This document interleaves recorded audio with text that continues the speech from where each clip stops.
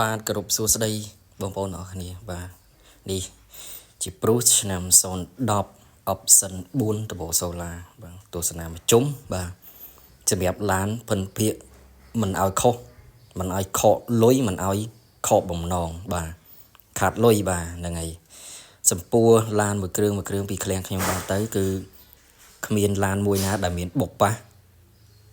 ច្រេះឬក៏ស្ងោរដូរពណ៌ទេបាទមកជុំនេះគឺឡានបាញ់តាកាងមុខកាងក្រោយទេបាទចង្គៀងឡើងគុជដប់ឲ្យទៀតបាទសម្រាប់ចង្គៀងទាំងសងខាងបាទហើយតនីលើទឹកថ្នាំថាស៊ីនមិនសុំលើសាច់ដែកតនីជូនបាទហើយឡាននេះជាប្រភេទក្នុងពណ៌សទៅដោះគូបាទវាស្តៀងទៅនឹងពណ៌លឿងខាងក្នុងដែរបាទការរៀបចំគឺតនីមកពេញចិត្តស្អាតអត់ឲ្យខុសបំណងបាទចំពោះគ្រឿងក្នុងគឺពួកខ្ញុំគឺដាក់ទាំងអស់ទាំងលេវក្នុងលេវក្រៅ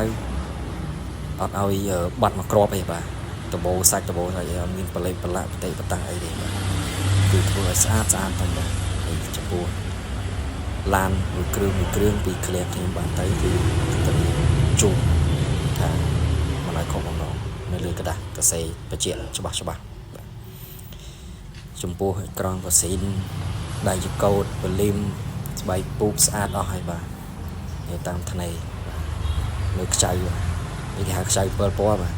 ទ្វារមកគឺអត់មានដោះទេអត់មានស្គាល់ខ្ចៅទេហើយចំពោះស្បែកខាងក្នុងគឺស្បែកស៊ីនបាទស្បែកស៊ីនស្បែកអែមហើយឡាននេះគឺមានអ្នកមើលច្រើនហើយបាទតែបាទខុសនឹងតម្លៃហើយចំពោះរូបភាពនេះជា auto check និងរូបភាពមួយចំនួនដែលខ្ញុំមុននឹងដាក់ចង្គៀងដែរគឺថតក្លុកក្លៀតជូនពុកម៉ែបងប្អូនមើលបាទប្រអប់ម៉ាស៊ីនប្រអប់អីគឺធានាមកអែមបាទម៉ាស៊ីនគឺអត់មានដែរឬរងកន្លះអីទេហើយចំពោះជើងក្រោមនេះបងបាទសូមអរគុណសូមគោរពលា